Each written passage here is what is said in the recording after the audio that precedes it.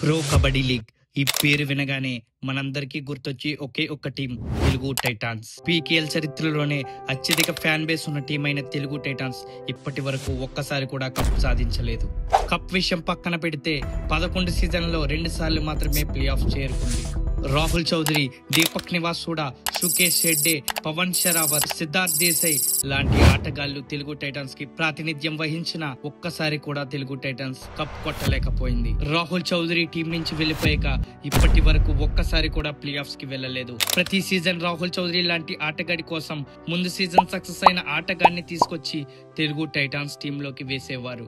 కానీ వారు తెలుగు టైటాన్స్ జెర్సీలో పెద్దగా రాణించే వాళ్ళు కాదు. కానీ ఈ సీజన్ హై ఫ్లైయర్ అయిన పవన్ షరావత్ ఆప్షన్ లో తక్కువ ధరకి దొరికినా అతన్ని పట్టించుకోలేదు. ముందు సీజన్ ఫెయిల్యూర్ అయిన ఒక ఆటగాడిని 80 లక్షలు పెట్టి కొనుగోలు చేశారు. ఫ్యాన్స్ అందరిలో చాలా హైట్ రేట్ పెరిగింది. ఈసారి కూడా ప్లే ఆఫ్స్ కష్టమే అని అందరూ అనుకున్నారు. కానీ అంచనాలన్నింటినీ తలకిందులు చేస్తూ తెలుగు టైటన్స్ విజయాలు సాధించిన ఎన్నో మ్యాచ్లకు అతను కీలక పాత్ర పోషించాడు. అతను మరెవ్వరో కాదు, భరత్ హూడా. కానీ ఈ జర్నీలో ఎన్నో త్యాగాలు, ఎన్నో కన్నీళ్లు ఉన్నాయి. ఒక్క ఛాన్స్ కోసం ఎన్నో నిద్రలేని రాత్రులు గడిపాడు. అవన్నీ తెలుసుకోవాలంటే కథను ప్రారంభించాలి.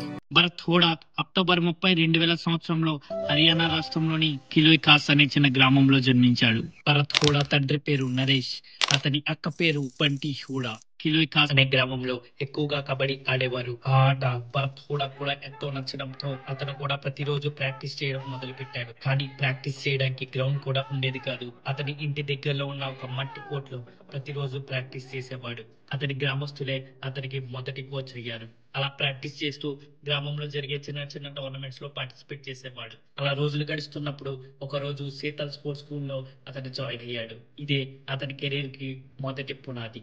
అక్కడ అతని టాలెంట్ గుర్తించిన కోచ్లు అతనికి ప్రాక్టీస్ ఇవ్వడం మొదలు పెట్టారు. కానీ ఆ మార్గం అంతా సులభమైనది కాదు. ప్రతిరోజు 4 గంటలకు లేచి ప్రాక్టీస్ కు వెళ్ళేవాడు. మధ్యాహ్నం స్కూల్ కి వెళ్ళేవాడు. మళ్ళీ సాయంత్రం ప్రాక్టీస్ చేసేవాడు. ఇలా డైలీ రొటీన్ ఉండేది. ఆర్థికంగా వెనకబడ్డ కుటుంబం, తినడానికి కూడా సరిపడినంత ఉండేది కాదు. కానీ అతని పట్టుదల మాత్రం తగ్గలేదు. అలా ఒకరోజు అతను స్టేట్ టోర్నమెంట్ లో తన ప్రతిభను చాటాడు. రైడింగ్ లో వేగం, డిఫెన్స్ లో ధైర్యం, కోర్ట్ లో ప్రెజెన్స్ ఇవన్నీ అతన్ని స్టాండర్డ్ ప్లేయర్ గా మార్చాయి.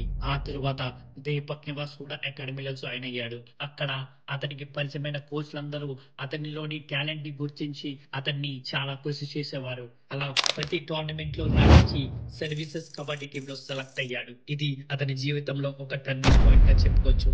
అతని discipline, fitness, national level exposure ఇవన్నీ భరత్ హూడాని మెంటల్ గానే కాకుండా ఫిజికల్ గా కూడా స్ట్రాంగ్ చేశాయి. అతని ఆటలో మెచ్యూరిటీ వచ్చింది, కన్సిస్టెన్సీ పెరిగింది, అగ్రెషన్ కూడా తగ్గింది. అప్పటి నుంచి అతని కోచెస్, సెలెక్టర్స్ అందరూ భరత్ హూడాని ఫ్యూచర్ స్టార్ లా చూడడం మొదలు పెట్టారు. కానీ అతనికి ఫేమ్ కన్నా ఇంపార్టెంట్ అతని family గర్వపడాలి, village గర్వపడాలి, country గర్వపడాలి.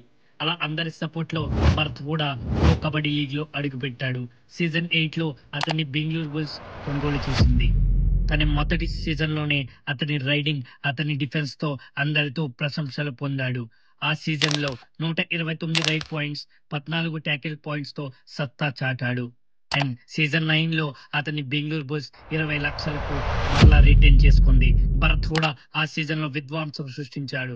279 ride points తో ఏకంగా best raider of the season అవార్డును పొందాడు. వెంటనే అతనిపై ఎక్స్పెక్టేషన్స్ చాలా పెరిగిపోయాయి. ఎక్స్పెక్టేషన్స్ పెరిగిన తరువాత సీజన్ 10 లో అతని పెర్ఫార్మెన్స్ కొంచెం తగ్గింది. ఆ సీజన్ లో 107 పాయింట్స్ సాధించిన అతన్ని సీజన్ 11 లో ఆప్షన్ కి రిలీజ్ చేశారు. సీజన్ 11 లో అతన్ని యూపీ యోధాస్ కొనుగోలు చేసింది.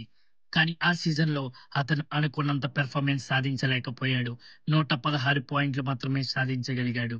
ఈ పెర్ఫార్మెన్స్ చూసిన యూపీ యోధాస్ కూడా అతన్ని ఆప్షన్ లో రిలీజ్ చేశారు. ఆ తర్వాత పీకేఎల్ 12 ఆప్షన్ లో తెలుగు టైటాన్స్ ఒక మంచి రైడర్ కోసం చూస్తున్నారు. అందరూ పవన్ షరావత్ ని రిటైన్ చేసుకుంటారని ఎక్స్పెక్ట్ చేశారు. కానీ అనూహ్యంగా పవన్ షరావత్ 50 లక్షల వద్ద వస్తున్నా అతన్ని రిజెక్ట్ చేశారు. దీంతో తెలుగు టైటన్స్ ఫ్యాన్స్ లో ఎక్కువగా హేట్ రేట్ పెరిగిపోయింది. వెంటనే భరత్ హూడా ఆప్షన్ లోకి వచ్చాడు. భరత్ హూడాని 81 లక్షలు పెట్టి కొనుగోలు చేశారు.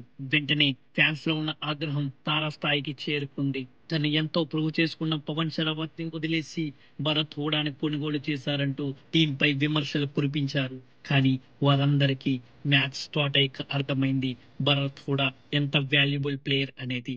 ఈ సీజన్ లో ఏకంగా 9 మ్యాచ్ల్లో 83 పాయింట్లు సాధించి జట్టు విజయాల్లో కీలక పాత్రగా పోషించాడు. అతని consistency, fighting spirit, calmness and clutch rides ఇవన్నీ తెలుగు టైటాన్స్ టీమ్ ని పునరుద్ధరించాయి. విజయ్ మాలిక్ తో కలిసి రైడింగ్ యూనిట్ ని నడిపిస్తూ భరత్ ఇప్పుడు తెలుగు టైటాన్స్ కి ఒక బ్యాక్ బోన్ గా మారాడు. ఒక ఇంటర్వ్యూలో జట్టు గెలిస్తేనే నా పాయింట్లు విలువైనవి అని చెప్పిన భరత్ హూడా మాటలు అతని టీం ఫస్ట్ యాటిట్యూడ్ ని చూపిస్తాయి.